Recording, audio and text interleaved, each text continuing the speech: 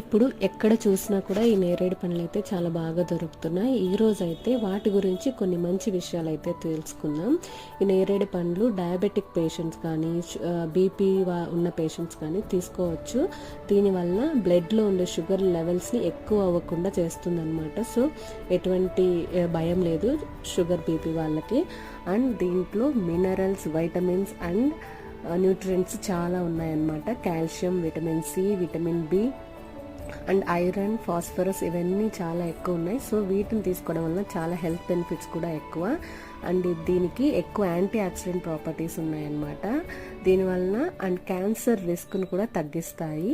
And liver ఫంక్షన్ని మెరుగుపరచడంలో చాలా హెల్ప్ చేస్తాయి అన్నమాట.